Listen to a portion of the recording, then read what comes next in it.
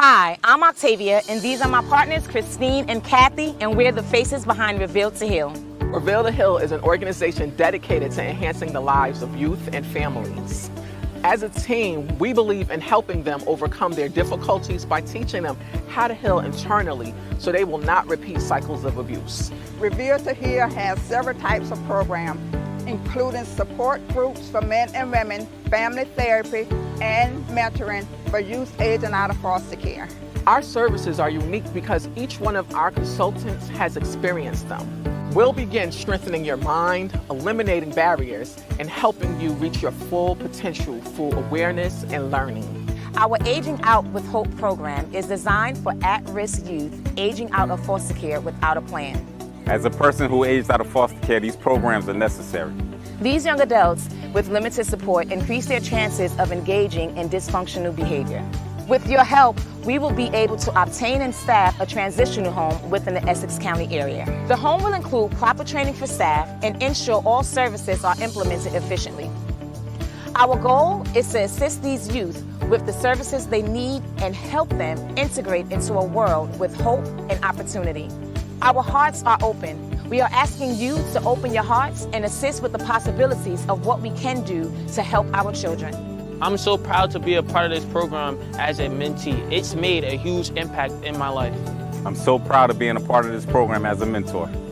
We're ready to make a difference. Are you?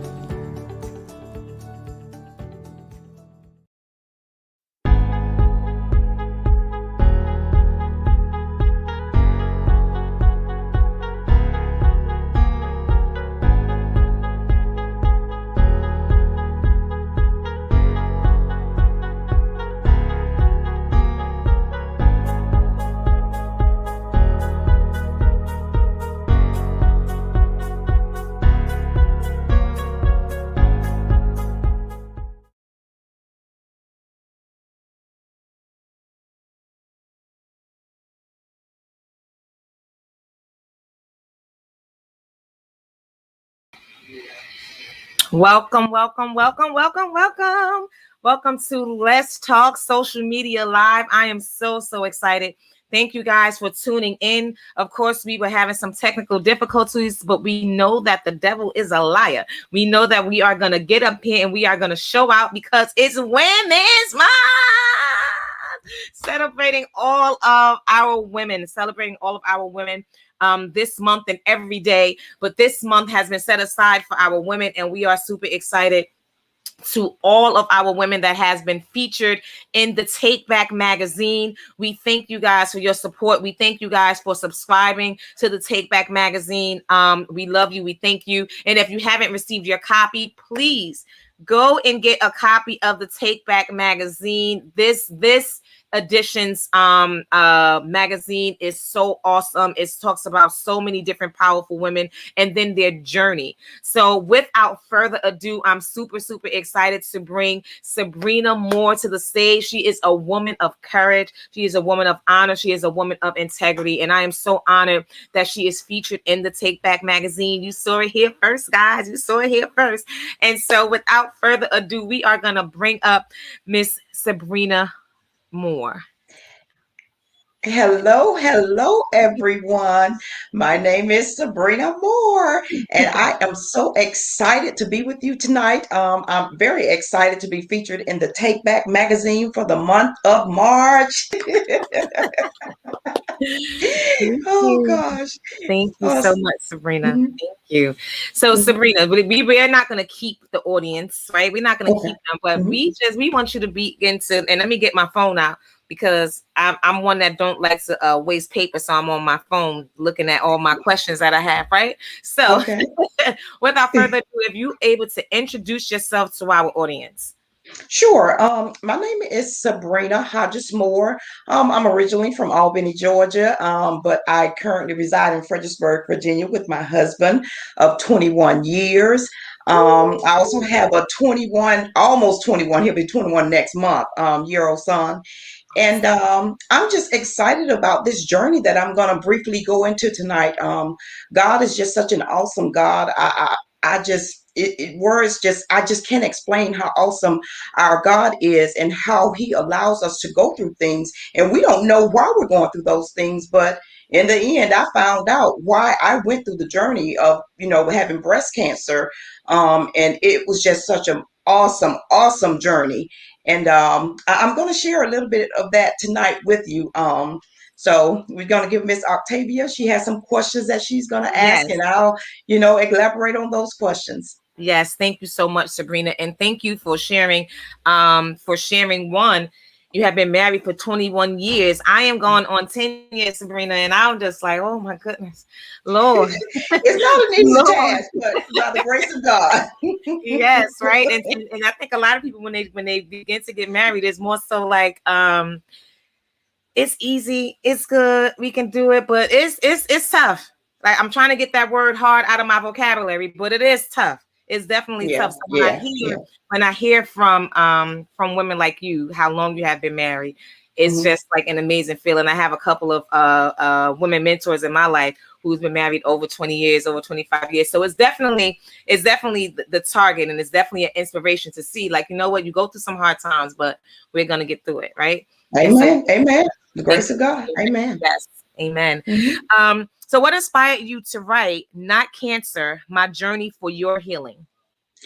I was diagnosed with breast cancer back in 2012, and on my very first treatment, I heard the voice of God tell me to encourage others and for me to watch what he would do for me. And I didn't understand it at that time, but I just went with the flow and I just obeyed the voice of God. And as I would go through my treatments and even through the whole journey of the breast cancer, I would just start jotting down things. And then I got a log and I just started writing. Then I took those little words I had, I put them in paragraphs. Then I was like, okay, well, I think I can write a book. I think this book is going to help somebody. Even though it took me 8 years to publish the book, the book is out. Awesome. But but it was like I knew that what I had in me and what I went through, it was going to encourage other people, because that was what I heard the voice of God say, not only for my journey, but it's for others, those who are going through and don't understand why, or don't know how to encourage themselves, or don't have others around them to encourage them. That was my particular task at that time, and still is today. So that's what inspired me to write the book, Not Cancer, My Journey for Your Healing. Awesome. And I'm just trying to type it in up here so people can actually see that title, Not Cancer, My Journey for Your Healing. Absolutely. Yes, absolutely. Yes, and you said it took you 8 years to write. Correct. Get to write and get it published. Yes. Well, actually, it did not take me 8 years to write. It took me a year to write the book. But it just sat. It just sat on the shelf, sat in the books, sat in the drawer, wherever it was at. And because I knew that it was for someone, but I just didn't know how to reach out and how to network and how to get out there. And last year, my niece put a post up on Facebook saying, who wants to, get their book published? I was like, no, maybe. But then I reached out to her, and I mean, she took it and she just went running with it. And within, I would say, a month and a half, my book was published. Wow. Because I already had the transcript and I just gave it to her, and she did everything behind the scenes. She would ask me questions, I'll tell her okay. And it was published within like a month and a half. And I applaud her for that. Thank you, Lencia. Yes, we applaud you. Thank you, Lencia. Definitely, thank you. Because you have so many people, that's encouraging and inspiring to people, because you have so many people who want to write, right? And who's thinking about writing. And listen, it does not matter. Like there's no timeline, there's no limit on it, right? But Sabrina said, it took a year to write the book and it took 8 years to get the book published. Listen, you can do it. Women. Yes. I fellas too. But women, you can do it. Yes. So what were the challenges you faced during your writing process? First of all, procrastination. Not having confidence that it could be done. I would look at it, I would say, I'll write something down. I'll say, I'll reach out to a publishing company, but I never did it. And it's like, I knew within myself that there was something that needed to be done, but I just didn't know how to do it. So I got discouraged. So I just procrastinated for many years. I would write down stuff. My sisters or my nieces or, churchmen would say, "Hey, when you publishing your book? I know you're going to put that book out there." And I was like, "Oh, one day, and I thank God for them for speaking that into me, because that encouraged me, even though I didn't step out back then. It encouraged me, but not until my niece put that out there, and she just pushed me and pushed me. And I was like, oh, but I thank God. Like I said, I thank God for her, because it was such a trying time for me coming out of that. And I'm not going to go into all the details of, the breast cancer, but I was on a job with, I was laid off. So my director created a position for me in Afghanistan. All I saw was dollar signs. So that was my main focus. And I couldn't go to Afghanistan because they diagnosed me with breast cancer. Wow. So I wasn't thinking about the breast cancer. All I thought about was Afghanistan. And my focus was wrong, first of all. So that was a hindrance. But once I, really understood what the Spirit of God was saying to me, I shifted my focus, which allowed me to move forward and to be able to encourage others. And, God really tremendously blessed us, even though I thought I needed to go to Afghanistan to make the money. No, because my husband was laid off at that time. And I was laid off because I could not go to Afghanistan. But people, were sowing into our lives. They were blessing us. Here's $1,000. Here's $1,500. Here, I want to buy you groceries. Take this gift card, and doing stuff for my son. And it was like we didn't have to ask. We didn't have to beg. And I say, God, okay, I see now. I see what you meant when you said, if you encourage others, watch what I do for you. Yes, but back then I couldn't see it, because all I wanted to do was go to Afghanistan and get some money. So I go travel. Get that money. Get that money. Yes. Absolutely. That is awesome. And a lot of times we get stuck when we get stuck with the dollar signs, with the amount. Absolutely. Not realizing that that's not really our calling. But God will test you just to see what is it that you're going to do. Like, what are you going to be obedient to, him or the money, right? And so I definitely thank you. Definitely thank you. And so I just want to let everyone know, if you had the link, if you're not a guest, please don't log on to the StreamYard. Just go on to either my page or either the page of the guest, and you would be able to see, the video live. Okay. So just don't log on to StreamYard. You guys log on to the page of the guest. Okay. Thank you so much. Okay. So thank you, Jesus. When did you find out you had breast cancer? That was right before you was going to Afghanistan? Right? Yes, back in 2012. Yes, because I had to go through the medical. Everything was fine. I lost weight. My BMI was good. I was like, yes, that was my main concern about the weight, where I was going to be able to go. But everything came back good, and we were just waiting on that report. And I was like, oh my gosh, why? God, what are you doing? I mean, like, my director created a position for me. So I know this came from you. I'm supposed to be going to Afghanistan. But, praise be to God. I'm here today with this testimony, even though I did not go to Afghanistan to make, the dollars that I thought I was going to make. I'm still here. I'm blessed. God had blessed my husband and my son and I, with a beautiful home, and I'm not a materialistic person, but we all like nice things, and we all need money to survive.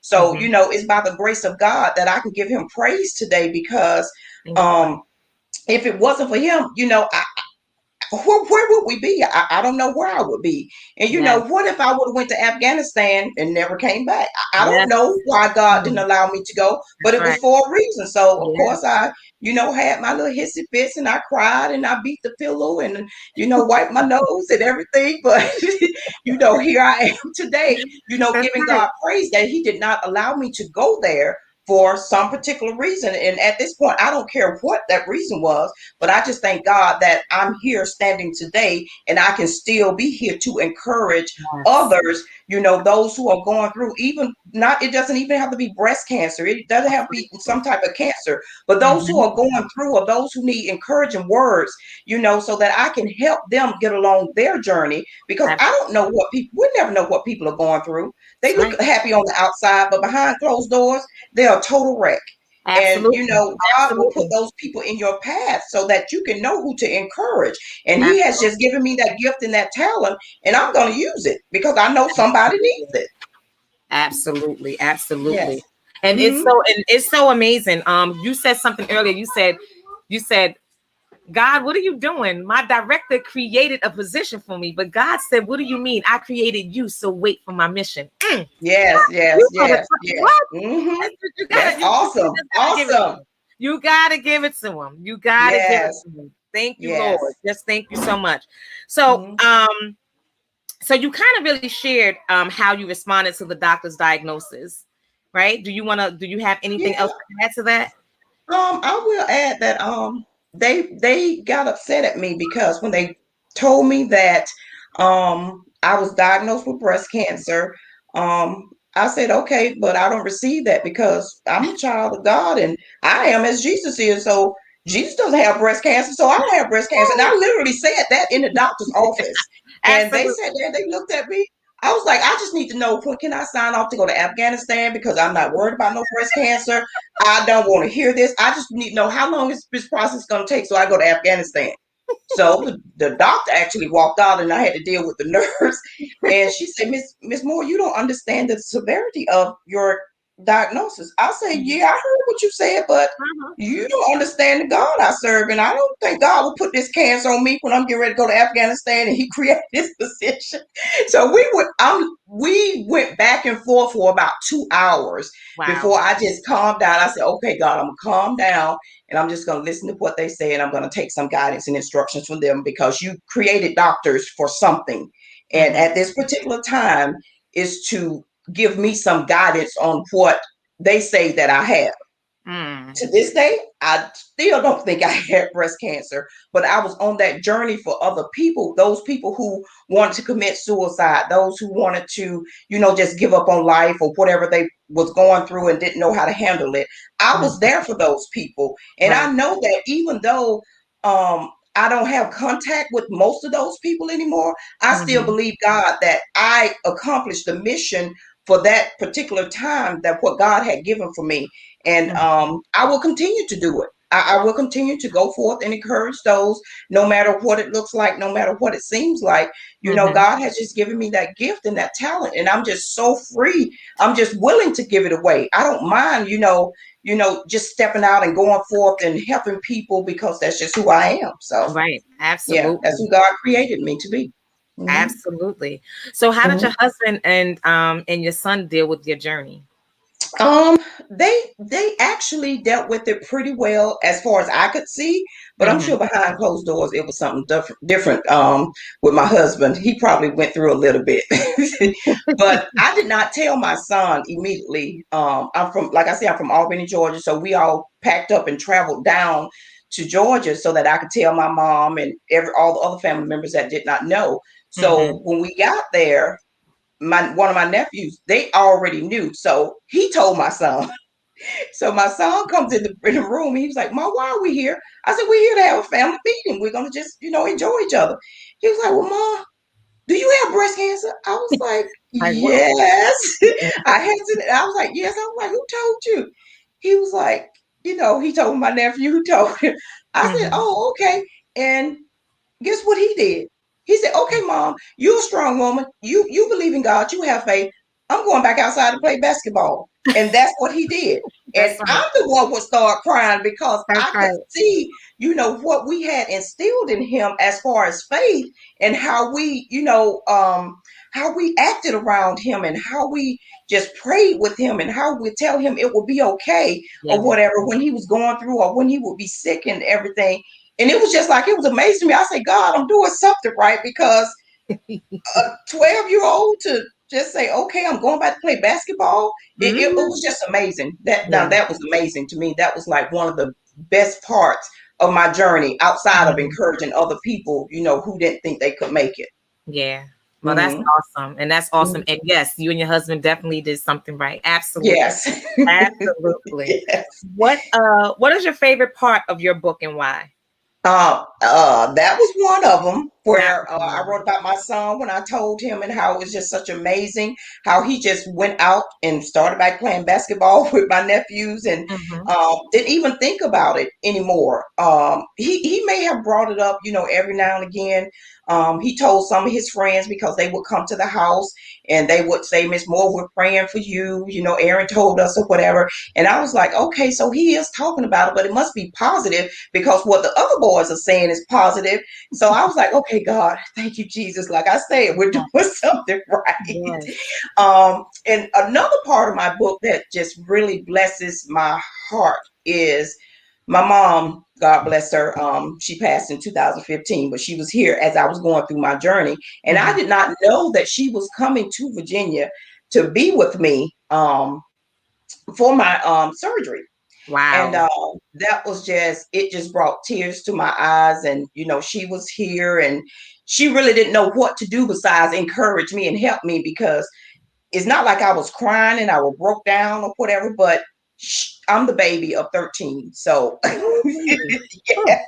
So I was like, she came to take care of her baby, even though I'm grown. Oh, She wow. came up here to take care of her baby. So that was another thing that just really blessed me, another portion of the book.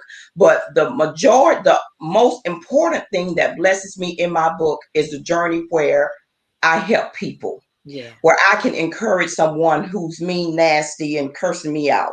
Where I could just keep going and say, God, okay, I don't know what to do, but you told me to reach out to this person. You told me to do this. You told me to put this note in her chair. So God, what do I do next? Because she's being mean and nasty. And in the end, when I see how everything just unfolds in the love and everything, it's just, oh my gosh, that is just like the most amazing part of the book.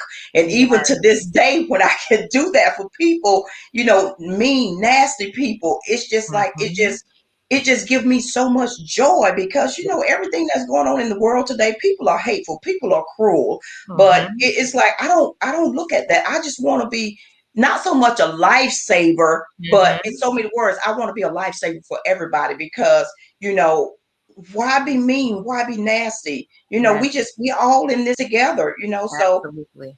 that was very important to me, where in the book, where I could encourage others and see the blessing, and see them being delivered, and see them crying, and see them saying thank you. And I'm like, no, don't thank me, you thank God, because I couldn't do this. God is using me. I'm just a vessel here. I get no credit for this. So yes, that was just like the most important part of the book to me. Wow, absolutely. Thank you so much. Yes. And so what's your current occupation right now?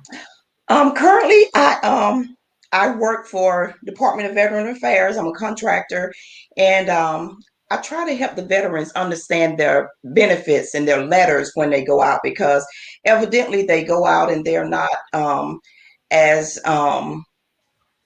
elementary as they should. They're like on a college level when they should be on a lower grade level. So that's what I do. I just look at the letters and make recommendations to the our clients, as far as how we can minimize the wording, or make the wording more, understanding for the vets to read, because they're getting older, and some of them, the words are just, we can use so many big words and they don't understand them. Not that they don't understand them, but when you get to a certain age, you just want stuff plain, simple, and to the point. So that's basically what we do in where I work at now. Yeah. Awesome. And how do you continue to encourage and inspire others? I can only imagine, but go ahead and share it. I love to laugh. I love to talk. And as far as encouraging people, it's just it's like.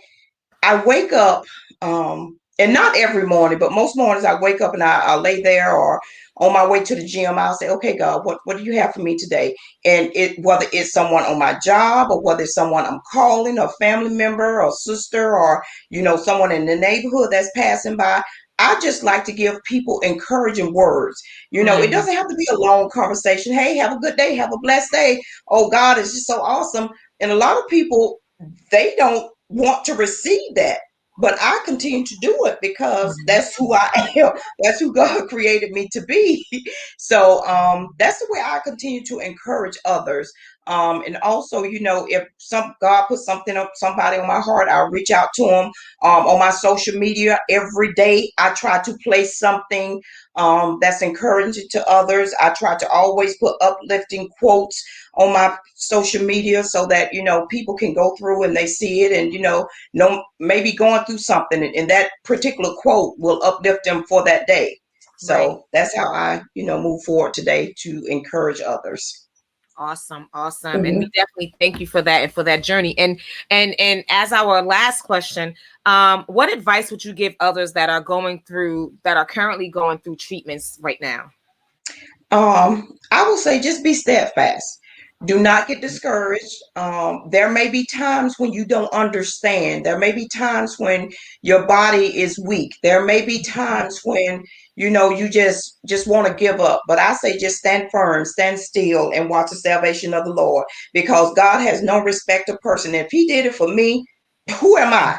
He'll definitely do it for you. So, just be encouraged. You, like I said, you're gonna have some days when you want to give up and you want to just, maybe throw in the towel, but just, get a scripture, something that's close to your heart, or, get a song in your heart, and just move forward, because there is something in you that somebody else needs. So you got a mission, you're on a mission, you have a task to do, and somebody needs it. Somebody's waiting for you. Absolutely. Thank you. Yes. Thank you. Thank you. Thank you. Thank you. Thank you. Thank you. Thank you so much. Thank you so much. And guys, thank you for being here with us. Sabrina has been an amazing guest. Again, she is featured in the Take Back magazine. Listen, you guys read her story, follow her on social media. Where can they get your book? Your social media, how can they follow you on your social media website? So as you talk, I'm gonna try to put it in here. Go ahead. Oh, okay. Sabrina Hodges Moore. That is my website, sabrinahodgesmoore.com. Okay. And let me put that up here, sabrinashodgesmoore.com. And can they get your book on your website? Yes, my book is on my website. Yes, ma'am. Awesome. Thank you so much. Thank you, Sabrina, for joining us. Again, guys, we are a little behind because the service was just acting terrible. But we have Latoya Nannan coming up next. So you guys stay tuned for this 30-second break. Thank you so All much. right. Thank you so much for having me. God bless you. Welcome. Bless you, Sabrina. Thank you so much. Bye-bye.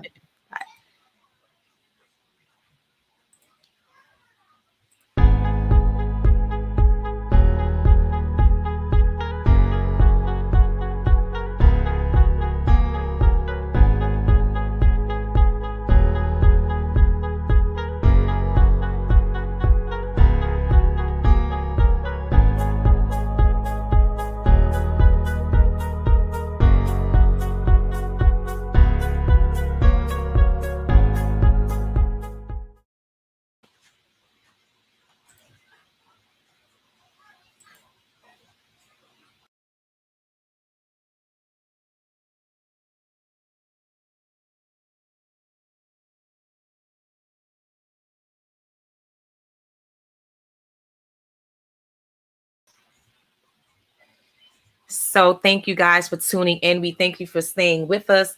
Like I said, we have Miss Latoya Nannan coming to center stage, and she's bridging the gap in the community. She's bridging the communities together. I cannot wait for you guys to hear from her. She's such a bundle of joy to be around. I worked with her for 10 years, and she is just an amazing woman. So without further ado, we're going to bring Latoya up. We're going to bring her up. Hi. How you doing? I'm good. How are you? I'm doing well. Let's just, I'm trying to, what am I trying to do here? I'm trying to get, okay, let's get Sabrina off. So I must apologize to you. I'm the person that gave out the link to everybody to tune in. That was me. I'm so sorry. That's okay.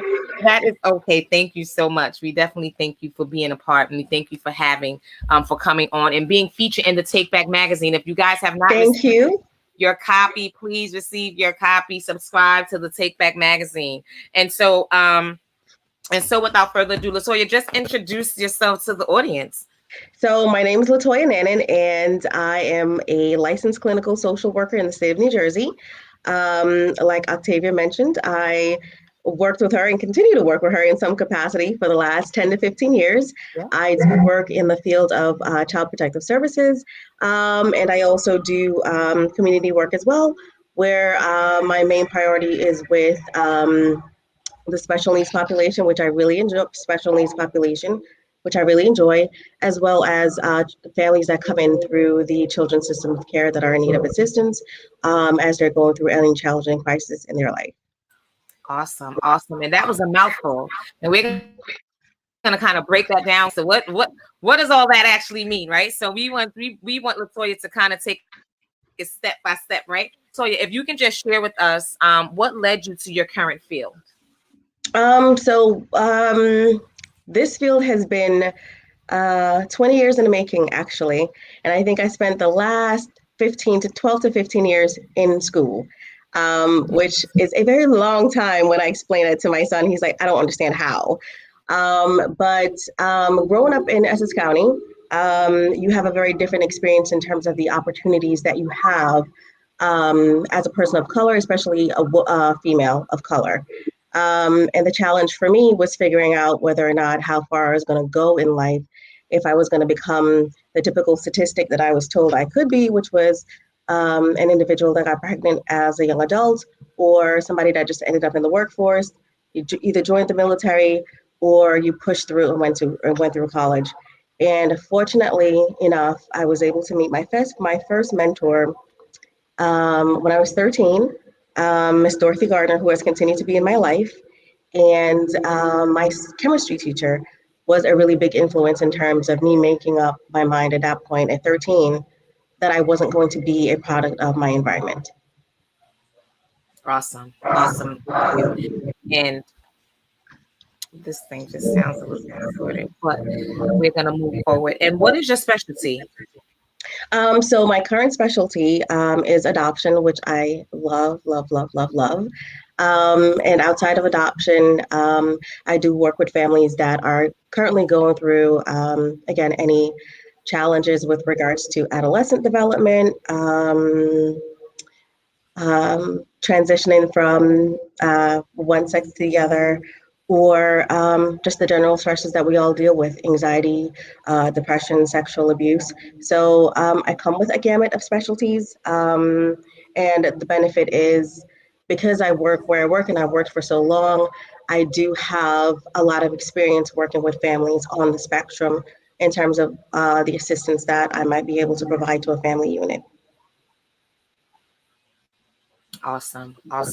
And I know you were saying that there was a lot of like you still have a mentor that was in your life from years ago, and the connections and the bond that you shouldn't break. You should just keep and maintain that. Like, a lot of people don't understand that, especially our young people today, right? Like, you guys need to maintain your connections. Don't burn your bridges, right? And I think Dr. Meta was on last week, and Dr. Meta was sharing, like, don't burn your bridges. Make sure that you guys are maintaining your relationships with those who really care about you and those who you trust. Absolutely. And I know you kind of mentioned your population that you work with, but what is the age range for the population you work with? So the age range that I typically take, my youngest client would be about 18, and my youngest client would be about 5 years old, and my oldest client right now is 18. The oldest client is 18. Awesome. What sets you apart from other therapists? I think what sets me apart from other individuals is I do not work with individuals where I feel as though I'm not going to be able to help you.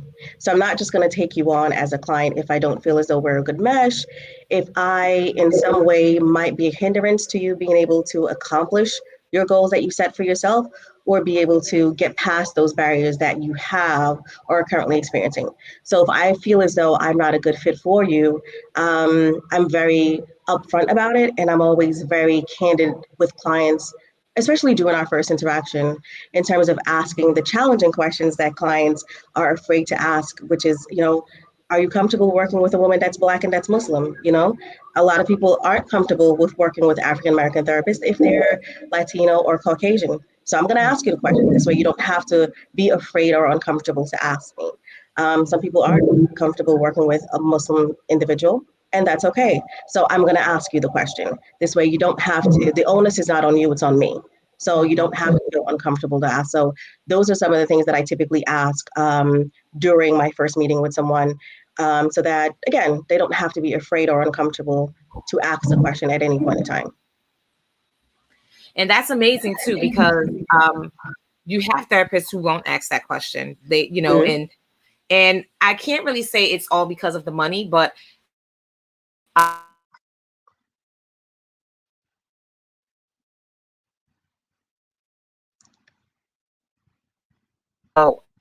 definitely think, I know you guys lost me for a second. I definitely think that putting the onus on yourself, right? And then being able to just, listen, let's just put this out here before we go any further.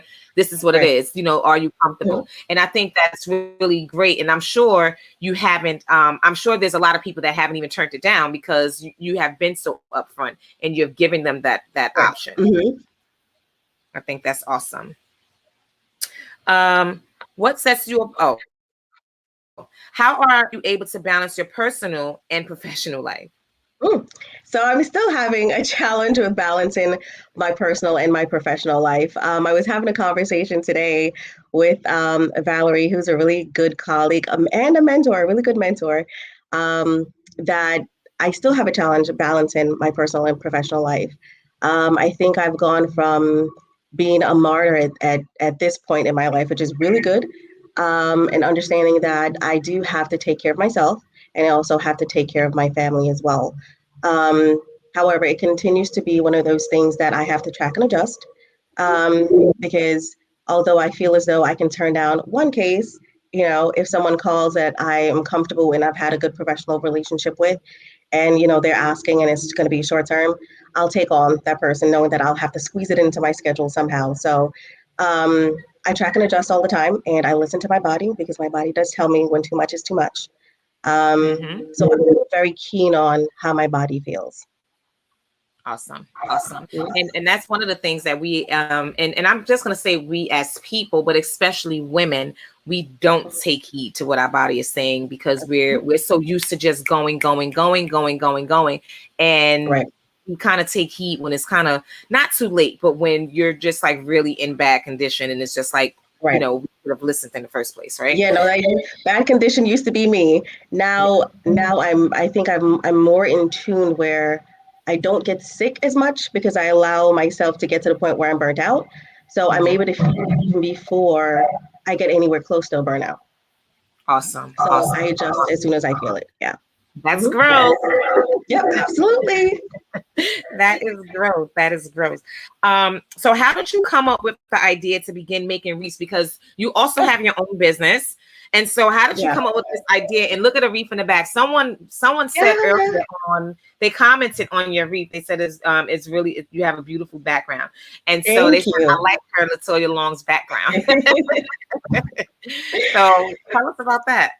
So, so the idea came about, especially with everything that's going on with the pandemic. I think we've all had to get back to being able to do things for ourselves because we're so fixated on the here and now and the convenience of having someone else do something for you. So the idea came about, and I think that kids unintentionally at times don't understand when they say things, the impact that it might have on someone else. We don't celebrate Christmas or any other holidays. So my son has always had a challenge with, why is it that so-and-so's house has lights or so-and-so's house is decorated like this or so-and-so is doing this. And I'm just like, you're absolutely right.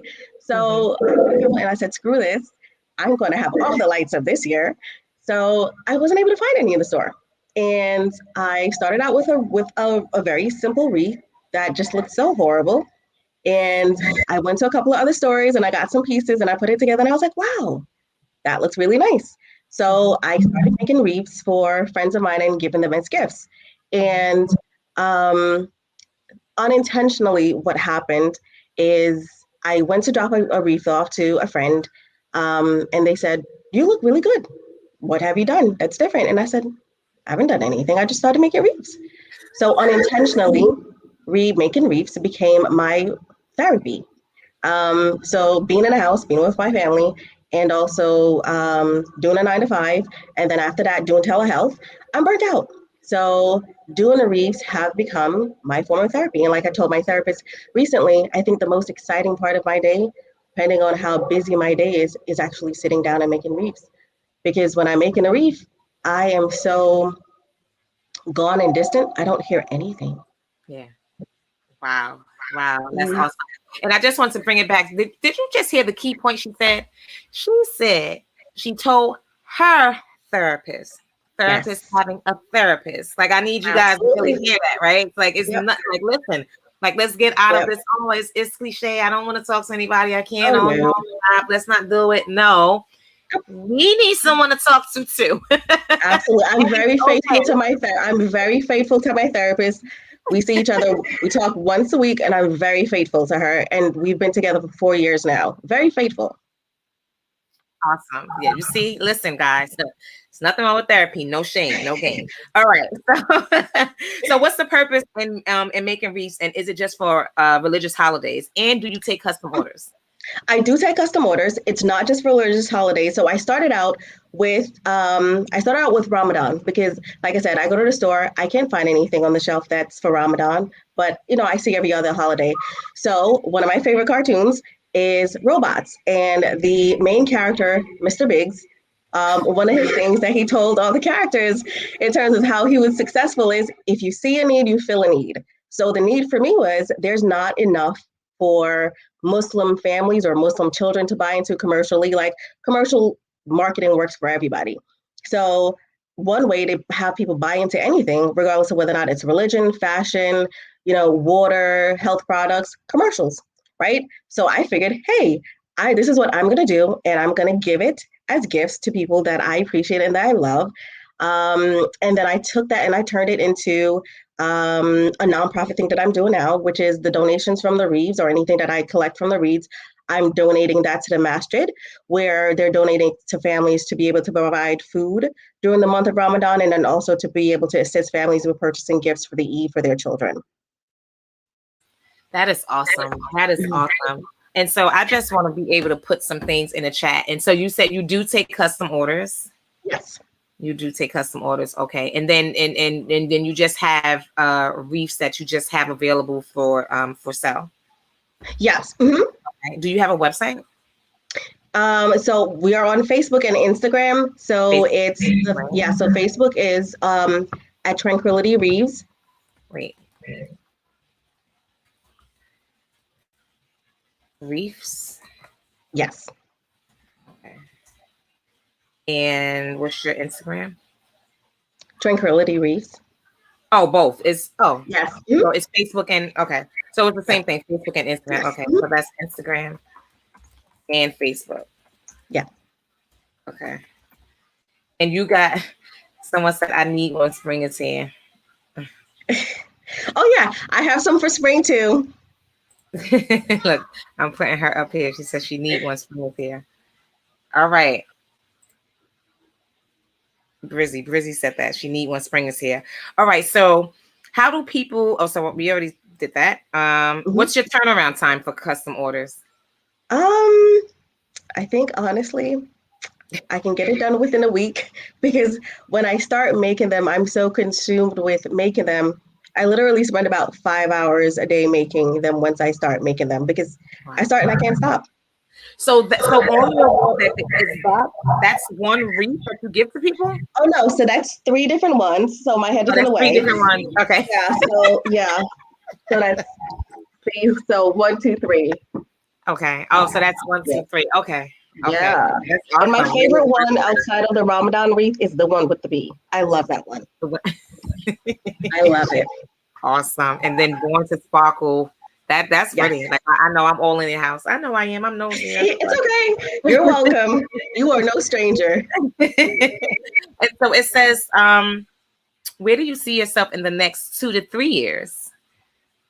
In the next 2 to 3 years, I want to see myself doing well in terms of being a figure in the community that's able to give back and to establish that relationship and that network with the community where I'm able to give back and really help families that are in need, whether that's doing therapy for free, which I've offered before, to people that I'm close with and comfortable with without violating any ethical laws or boundaries.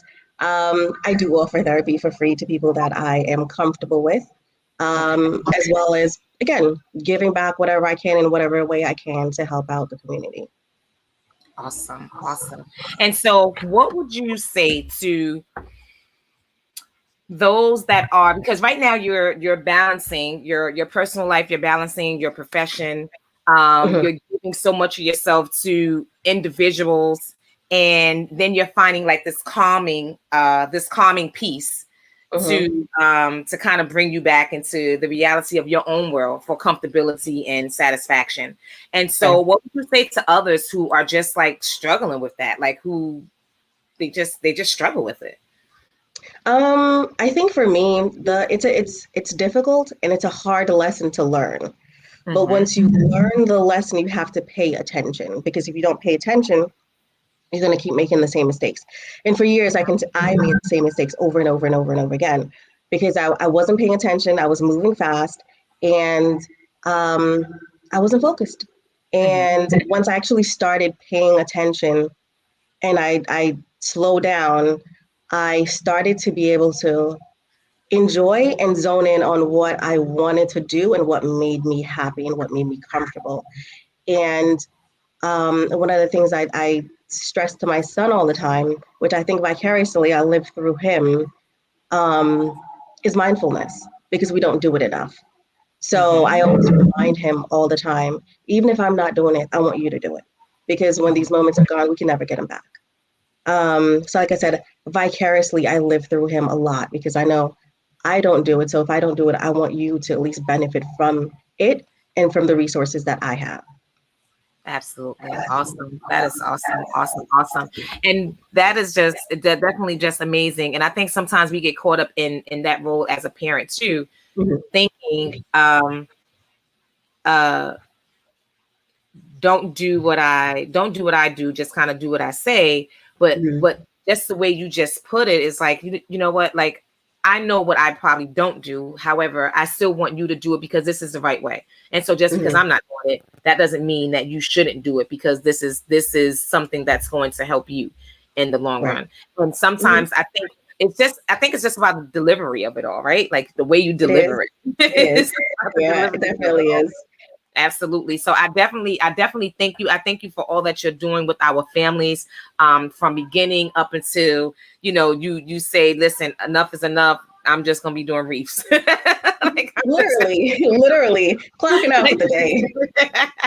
And so I definitely thank you for being on the Take Back Magazine. Listen, if you guys have not received your copy, please subscribe to the Take Back Magazine so you can obtain your copy and read all of the wonderful stories about all of our women. It's Women's Month. We're celebrating their story and their journey. Their story may be your journey, guys. So I am super, super excited. I'm super, super excited that you guys joined us tonight. We have Leah Dade coming up next, and Christine Brown decided to join us. So give us about 30 seconds and we will bring them to the center stage. Thank you so much, Latoya. Thank you for having me. Looking forward to seeing the rest of the ladies tonight. Have a good night. Thank you so much. You're welcome. Night.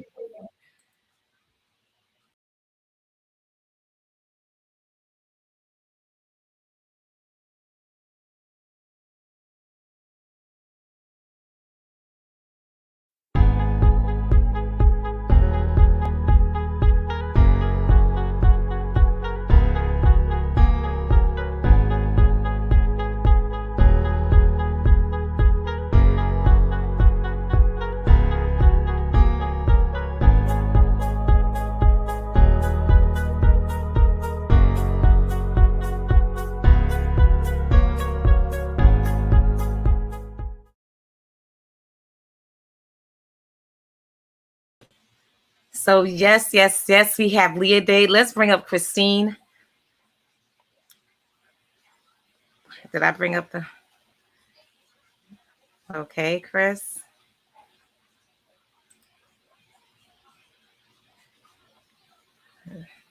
That internet is acting really, really stinky today. It really is. The internet is acting stinky today. All right. All right, here you are. Okay. That internet is acting stinky.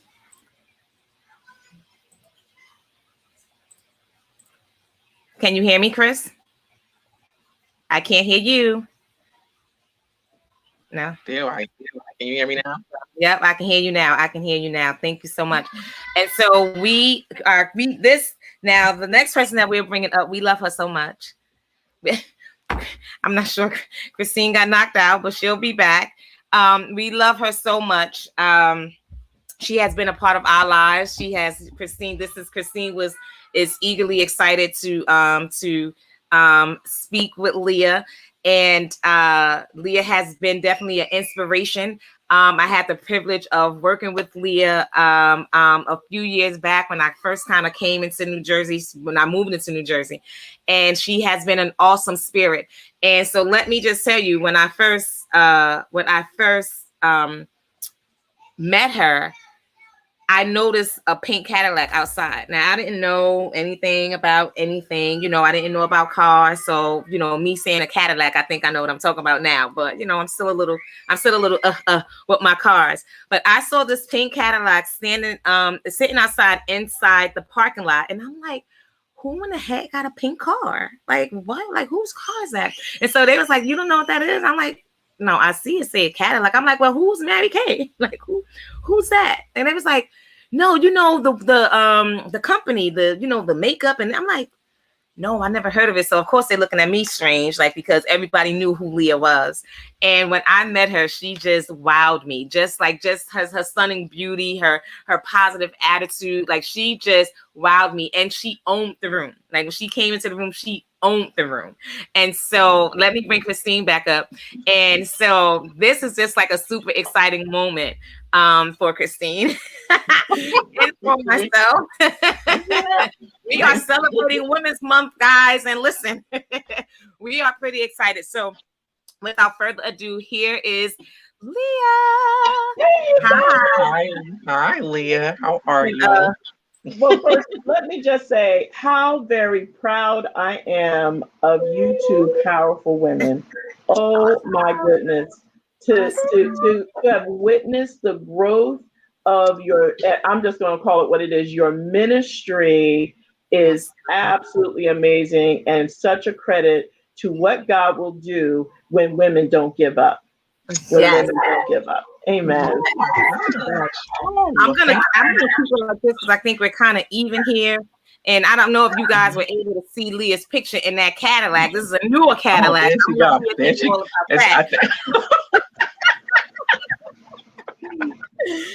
are so honored. We are so honored, Leah. Absolutely honored. Thank God. Absolutely honored. So my story is similar with Octavia's. A few years ago, Octavia and I, which is so crazy, worked at the same company, and Leah was the second person I had to interview with. The first one was Miss Chambers, Benoit, and Leah, just the same thing. She owned the room. She came in. Her presence was so strong, and I just was like, I was afraid, like, oh my gosh, and so afraid. All these different feelings that I had. And one of the things I want to ask Leah, and I know Octavia has some questions for you too, was dealing with Women's Month. How were you able to navigate yourself in, well, first tell us about you, because I'm talking about the past, but first tell us about you, where you came from, what you did. Please give us information about you, because I'm going to go jump in the past like you and I are the only ones who were here. Sorry, guys. That's okay. Thank you all so much for having me. It is an honor. to be included in such a great panel. I saw the other panelists. I'm like, oh my goodness, these women are rocking it tonight.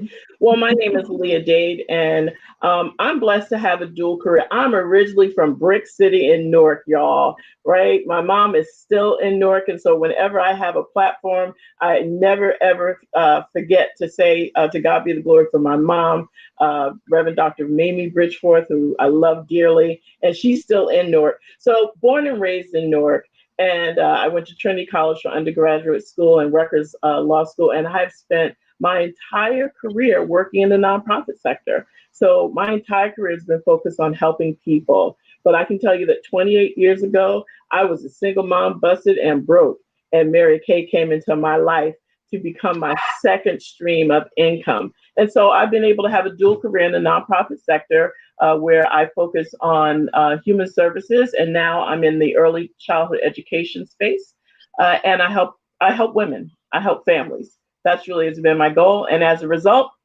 I've been able to do the exact same thing in Mary Kay. 28 years, 18 cars, pink Cadillacs. To God be the glory. It's all about him. It's all about winning souls for the kingdom. It's all about being the example for other women to follow, so that they know that they can do it too. Absolutely. Absolutely.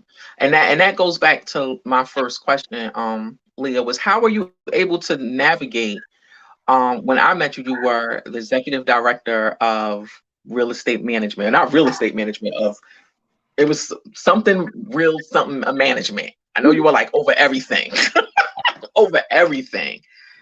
How were you able to navigate that as a Black female amongst, a very male dominated,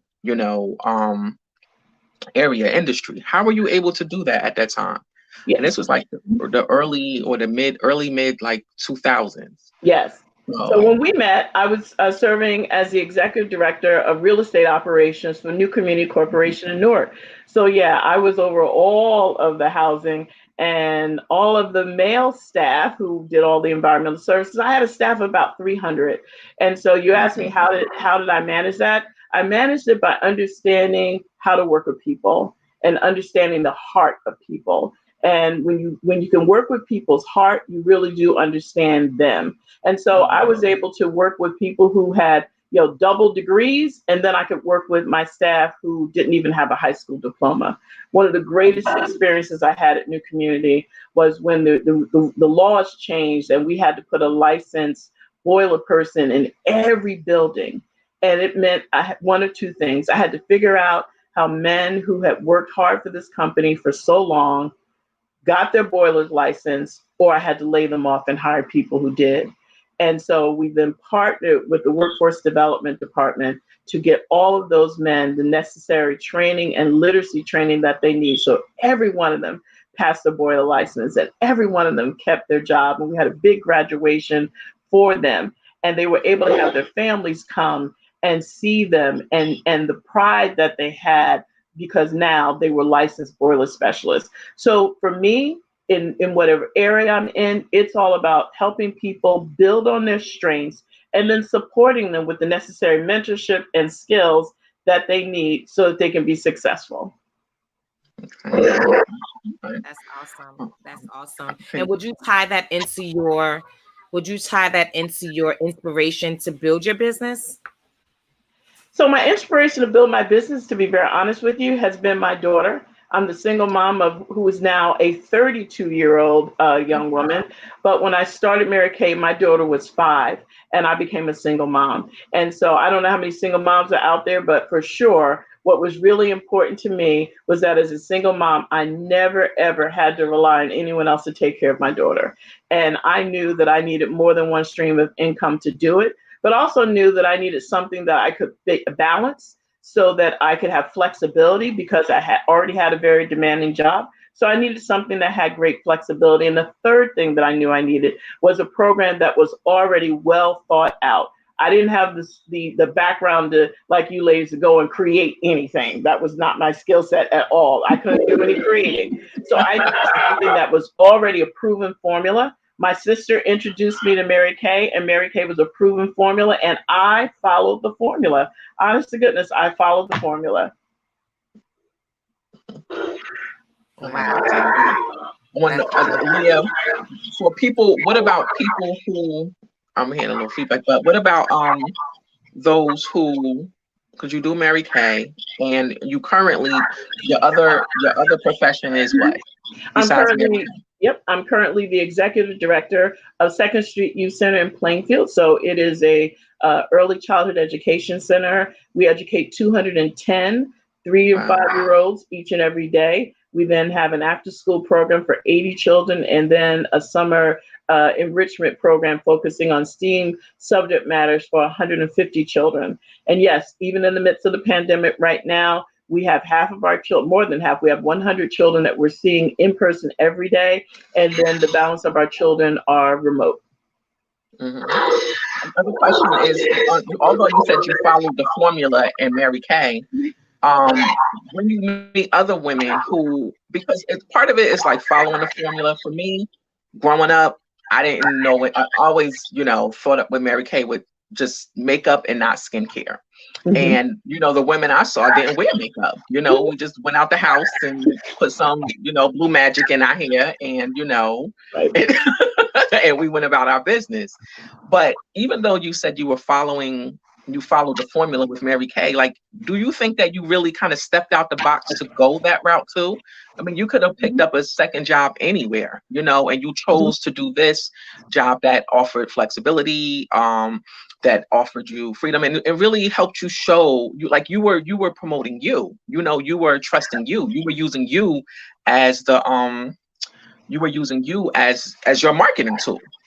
Well, I'll be honest with you. When I started Mary Kay, this is not the woman who started Mary Kay. The woman who started Mary Kay was very insecure. The woman who started Mary Kay hid behind a mask that made people think that she was very secure, when the truth is she was actually very insecure.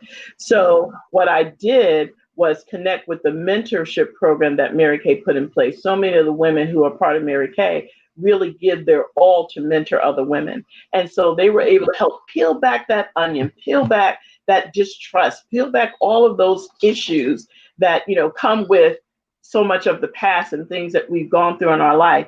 And they were able to help me grow out of those things. So what I was really marketing was hope.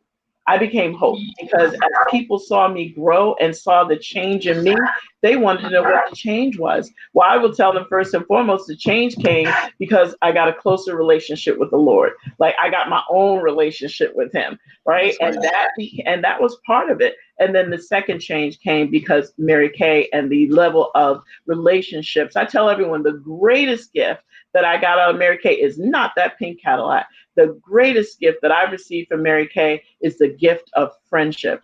I have the greatest friends in the world right now, and they're in Mary Kay Cosmetics. So the relationships that I was able to build have been the greatest gift that this opportunity has given me. You also think that, joining Mary Kay at the time you did, and staying and being and doing what you do you not see yourself or do you see yourself as a trailblazer? Do you see yourself as stepping outside of the box, taking a chance on you, taking a chance on growing your business and inspiring others to do that as well? I actually think we do that every day. And the answer to your question, Christina, in a very humble way is yes, I do, because it's easy to quit anything. See, we can quit anything when it gets difficult, right? It's easy to quit. It's the most difficult thing is to stay and grow. It's to be able to use an opportunity to figure out what are my strengths, what are my areas of growth, and then be able to grow in those opportunities. So I can tell you that I have stuck with Mary Kay and will never, ever leave the Mary Kay business opportunity because of the growth.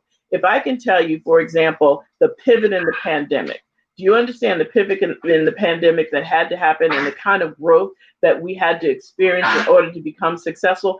I was blessed to earn this pink Cadillac in the middle of the pandemic because of being willing to grow. And yes, that is trailblazing. That is something we as women have to be willing to look at. That's the conversation that I have with women. I don't have a lot of conversations about what color lipstick, and yet we do that. We have conversations more about, wait a minute, what is it that you really want for your life? What is it that you really want for your family? And how can we help you get there? And Mary Kay can be your vehicle, for a season, a reason, or a lifetime. But for sure, the amount of time that you spend with us in what we call the pink bubble, you will be transformed forever. Octavia, I'm gonna give it back to Octavia. Well, thank you for that, Leah. I love you. Thank you. That is awesome. Thank you. Definitely awesome. You definitely answered a lot of the questions that we had here. I guess a couple of other questions would be, how do you actually define success? Wow. So as I define success by the impact that I have on others that first and foremost helps them see Jesus. I'm just going to be honest. I can't call it anything else. I don't want to offend anybody, but I want them to see Jesus. I want them to see Jesus in me. I want them to see his light in me. And I want him to see that what he's done for me, he will do for them. I want them to know that whoever and however they were defined by anybody else is totally irrelevant. It is all about how they want to be defined based upon the relationship that they build with him. So when I do that, I'm successful. I also define success by being able to pour into the lives of others and helping them reach their particular goals. Because in Mary Kay, if I don't help my people become successful, I'm not successful. I tell people every time they look at that pink Cadillac, they're not looking at me. They're looking at the women who have the courage to say, I want to learn to be more and to do more. And because they have the courage to do that, they grow their businesses, and that Cadillac represents their work and their success. And I am the one who's privileged, honored, and humbled to get to drive it. That was very well said. Definitely. Very well said. How would you say does your faith play a role in your business? Like, I know you said you want people to see Jesus in you, but how does faith play a role? So I tell everyone all the time, being an entrepreneur is a faith journey. Being in business is a faith journey. See, when I go to my other, I call it my civilian career. When I go to my civilian career, I know at the end of 2 weeks, I'm going to have a paycheck, right? But when you're an entrepreneur in any way, you have to make sure that you are working and asking God to lead you in your business. You know, we always say, we pray, Lord, give us witty ideas, right? God is the author of witty ideas. Give us creative ways to meet people. During this pandemic, we had to pray about, Lord, okay, what are we going to do? How are we going to do it? We're used to seeing people face to face, eyeball to eyeball, belly button to belly button. All right, Lord, I need you to give me creative ideas. So I will tell you that my faith plays that role in prayer to ensure that I'm asking God, I need you to help me in this situation. But the other great thing is that Mary Kay Cosmetics itself has been founded on Christian principles. The woman herself founded our business on Christian principles. So we always say God first, family second, and career third. It's easy to say. The most important thing is to live it. And so we get that privilege of living it in Mary Kay. And thank you for that. I don't know how many people knew that, but I didn't know that. I never knew that Mary Kay was built on it, or she was a Christian and built on this Christian faith. And so that's definitely something that is awesome to hear. It's definitely awesome to hear. And you're absolutely right. Like, you have to have you have to have faith, especially if you're an entrepreneur.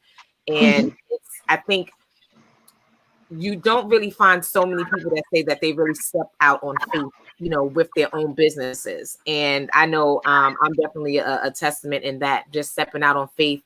5 children, walking away from a great paying job. And just decided, let me not say like I just decided, but God led me. You followed your purpose. But I definitely followed God's calling. And so, and even Chris, Chris still holding on to her job, and it was so amazing to see her, just to see her step away and to see that faith. It's like you saw it in her, like you literally saw it, because Chris was holding on to both her jobs. Like, you want me to come over here and do all this, but all right, I'm gonna still hold on to my cushion. but to see her actually let go, like you saw it all in, you know, all in her face and her body. And so that's faith and just really stepping out on that. And so you're absolutely right when you speak about that. How did you balance work, business, and being a single mother? Wow. I've been a single mom since my daughter was 5. So it's been a long, long time. I can tell you that the most important thing for me has always been maintaining a very strict calendar. So, and people say that lightly, but I put everything in the calendar. Mm-hmm. I put time to pray in the calendar. I put what time I'm going to make phone calls in the calendar. Everything goes in my calendar. And then the other thing that I had to learn is that no is a complete sentence. In and of itself, the word no is a complete sentence, right? And so you have to be willing to say no to those things that don't take you to the level that you'd like to go. And also to be able to have boundaries for yourself so that you do build in time. My sister earlier, our sister right before this was talking about, you know, self-care and how important self-care was. Right. So I'm that woman. I'm that one who was burning the candle in the top of the candle, the back of the candle, the middle of the candle, and the candle was getting all burned up because of not using the word no and not having the proper boundaries. So I really keep a very strong calendar, and I build in time for everything in my life, and inclusive of social activities, and even my family. Right. My family respects my business so much that if they know that events are going on, they know the first thing they have to ask me, well, before the pandemic, I should say, is we have to find out what Aunt Leah's travel calendar is. What conference is she going to? When's Mary Kay's seminar? Because they know that they have to respect my business. And so when you have people respecting your business, you can really have balance. When people don't respect your business, their emergency interrupts your life. Right? I just don't allow people's emergencies to interrupt my life, because I have a business and I treat my business the same way and I give it the same respect that I give my civilian career. Absolutely. That was something Octavia told me before. Let me just say this to the single moms. I did the same thing when it came to my daughter, right? And what that meant was I scheduled all of her activities in. And on Saturdays, I only worked my business. When I started Mary Kay, I would work my business on Friday evenings and on Saturdays. That's it. I earned my first Mary Kay car working on Friday evenings and Saturdays. And exactly what I would do. My daughter could have anything go on up to 1 o'clock in the afternoon. Birthday parties, dance class, music lessons, tennis lessons, all those things. But at 1 o'clock, babysitter kicked in and mommy went to work. And I worked from 1 o'clock in the afternoon to 7 in the evening. And I held usually 2 to 3 Mary Kay appointments on that Saturday. And that's how I built my business. And my daughter learned the respect for my business that way as well. If the party was at 3 o'clock, that might be a problem. Someone else is going to have to get her to the party. Grandma, my mom was wonderful, because I would just say, my mother wanted all the kids to have music lessons. I know I'm off topic, right? She wanted all the kids to have music. Everybody had to go to the School of Performing Arts. And she would bring the schedule. I'm like, Ma, I can't do that, because that's my Mary Kay time. I'll make sure I take her. Okay, then if you're going to take her, then she can be enrolled, right? So being able to create, and if you don't have that kind of support system, there are friends. You have sister friends out there. Come up with your own little mini support systems for yourselves, so that each and every one of you are able to have balance. So that's really important. Mm-hmm. Mm-hmm. That's really great. It's really great to hear, right? It's because we don't have that, right? We just, and not that we don't have it. Let me not say we don't have it. I'm gonna lose what you said, Leah. You have your sister friends, create it, right? Create it. And I'm always quick to say, Chris, what's my favorite line? Let's see if you know me. What's my favorite line? I have what? Now look, I know you putting me on. I don't know what you have. I just know what I hear in my head when you tell me something. You could do it now. Why wait till later? That's all. My son is back there like this. You got 5 kids. I'm always saying I got 5 kids. She got 5 kids, Chris. I can't. But I'm always thinking about what you say in my head. Let's do it now, Chris. Why wait till later? And then I'll do it now. So that's her own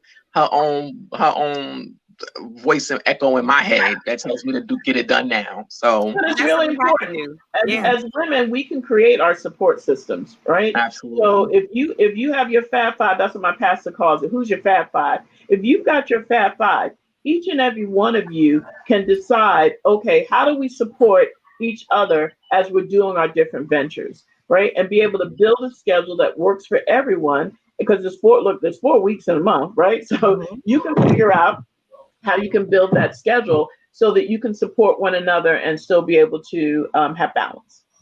Absolutely. I have a question, Leah. Can I just ask a question real quick, Octavia?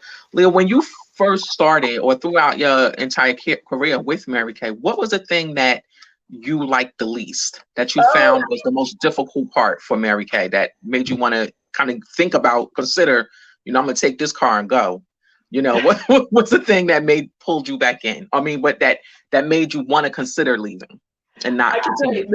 The thing that made me want to consider leaving is also the thing that made me stay. And that was how hard it was to see women not believe in themselves. And that still bothers me to this day. It still discourages me to hear women say what they can't do. Oh, I can't do this. It really hurts my heart. Because especially women who are women of faith, because our favorite scripture is what? I can do all things through Christ who strengthens me. And I'm trying to say, well, what does that really mean? What does that really mean when it says that I can do all things through Christ who strengthens me? Because read further about what that means and where that scripture comes from, right? And the experience that the writer was having at the time he was talking about, I can do all things through Christ who strengthens me. He wasn't having a great time. Right? He wasn't having a great experience at the moment when he was talking about, I can do all things through Christ who strengthens me. So I can tell you that what bothers me, that has been the most greatest challenge, is that women give up on themselves, right? And when you're a giver and you're pouring and pouring and pouring and pouring, and then they give up on themselves, yeah, that can be discouraging. I'm not going to tell you that it's not, but it's the very same thing that has made me stay. Because then when that one woman doesn't give up on herself, it lets me know, oh no, I have to continue to stay here for the ones who aren't willing to give up on themselves. Thank you for that. I have one question, but I don't know if Octavia has another question. If you have another question, Octavia, you wanted to ask. You can ask your one more question, Chris. My question, Leah, to you is, when everything is said and done, and when you are at the pearly gates, what is the legacy you hope to leave behind for your daughter, for everyone? Wow, that's a really powerful question. I will tell you that when everything is said and done, we all want to hear, well done, thy good and faithful servant, right? The legacy I want to leave behind is a legacy that lets people know that they are not defined by their past, that their past is put into the sea of forgetfulness, and that God is a restorer of those who diligently seek him, and that he will never leave us nor forsake us. And no matter what definition anyone ever gave you in life because of whatever you may have done, you are totally renewed because of who you are in him. And so if anything that I can say tonight is being said to anyone who doesn't know that for sure, inbox me, and I will talk to you about that experience. I will talk to you about what God will do for you when you trust him enough with your life. So I will tell you that what I want to be able to leave as a legacy is that surrender your life to the Lord. Surrender your life to the Lord and watch what he will do because of what he's done for me. Wow. I just want to tell you, from years and years ago, and I was a person, but we'll talk about that privately. But but I just want to say, when you being my, the Legendary Lasers being my upline and my director as well, although I'm inactive, but my director. So if you want any products or if you're thinking about anything, go to Leah Dade website, which is listed in the comment section. That you believed in me years ago, and I remember that you believed in me, and I was a Mary Kay. I made really good money. I really made really good money. I mean, I spent it, but I made it, which was shocking because I made a lot. I did. I made a lot of money when I was doing it. But I was, bad with money, but I made a lot. And I remember coming to you and I was like, Leah, I was like, but I don't know wear makeup. How am I going to sell this? I don't wear makeup. And I remember her telling me, you know, you have beautiful skin. Like you don't need to wear makeup. All you need to just do is just go out there. And I did. And you believed in me more than I believed in myself. You did. You believed in me. And I just want to say thank you that here we are almost 20 something years later, and a bunch of gray hairs in my head later. I don't even have any hair, but, don't be trying to give away my age. Not give away my age. But I just want to say thank you for believing in me, and you have truly been impactful in my life. You and Miss Chambers, but you have been so impactful. What you represented, what I saw you do, you know, and saw you go through. You were truly an inspiration, and you know, just for so many young women of color like me, you know. So I just want to thank you for the legacy you continue to leave behind. You know, the big pieces of cake you still continue to drop for us. So thank you for that. Thank you for your impact. Thank you. Bless you, my sister. Thank you so much. Bless you. And with that, we don't need any other questions. That was it right there. Y'all, I'm so proud of y'all. Y'all are the bomb.com. I'm so proud of you. Thank you. We are proud of you. We thank you for being a part of the Take Back Magazine. We thank you for just supporting us. Like you know, you always support us, and we thank you for your support in every which way that you can. And listen, you guys, like I keep putting up her website. Listen, I just started getting into makeup and started doing a couple of things. And Leah, you you were doing I don't know if you was calling it a makeup tutorial. I'm not sure what it was, but you was putting on some red lipstick. Yes. And what I told Chris, I was like, "Ooh, I'm just gonna get that red lipstick just because I like the way it looks on her lips." She did. Her and her husband. Her husband got the charcoal. She got the charcoal cleanser for the pores, and she got the lipstick and the creams.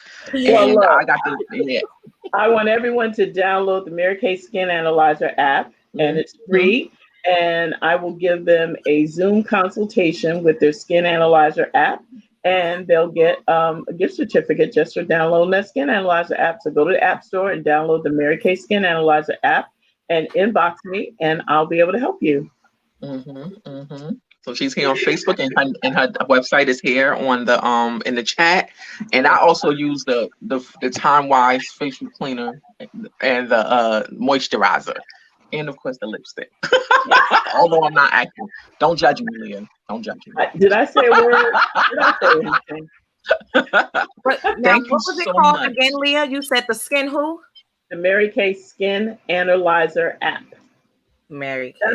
That's how look, in the pandemic, we were able to shift, and we had women download the Skin Analyzer app. It does an analysis of their skin based upon 80,000 skin profiles, and it gives a complete analysis of all of the areas of their skin for free. And if they went to a spa, they'd be paying like $100 for that, right? And so they can get their analysis for free. And if they do not have a Mary Kay beauty consultant, I will work with them on their skin analysis and help them with their skincare. Because it really is about having a great canvas for your face, you guys. It's really about the skincare. The lip color and all that, that's great. But having jacked up skin is not cute. So we want you to have great skin. Absolutely. and then you guys, you see how professional that was. She said, if you don't have a Mary Kay consultant, so if you have one, then you probably should go to them. However, she is still available. She is still here. She is still willing, and she's not trying to take you from anyone. She outright said, you already have one. That's why you do not have a Mary Kay beauty consultant. Right. Listen, contact her, inbox her. She is definitely true to her word, guys. She is definitely true to her word. And she tells you she's going to do something, she is definitely going to do it. So you guys definitely follow her on Facebook, follow her on all her social medias. The website is, I'll put the website back up here so you guys can have the website. Make sure you guys inbox her. She checks her inbox. She doesn't leave you waiting for days. Checks her inbox. So you guys definitely reach out. Again, we are celebrating Women's History Month, and we are super, super excited. All of our women thus far has been amazing. Take Back Magazine, the women that are featured in there, the women that have been spotlighted in there, the shout outs that are in there, the birthdays that are in there. Listen, it's an amazing, amazing magazine. Make sure you guys subscribe to the magazine, and it's digital. Okay, it's digital, so you guys can receive it through your email. As soon as you subscribe, you'll be getting an email shortly after. So thank you so much, Leah, for being a part. Thank you. And the magazine is so well done. So well done. Thank you so much. That shout out to Marissa Bludum. Marissa. Our team is an amazing team. We are so excited, and definitely look forward to the April edition. Continue to follow us on social media so you can stay abreast of everything that we are doing. We thank you guys. Thank you so much. You guys have an awesome evening. Thank you. Thank you, Lee. Thank you, everyone. Thank you.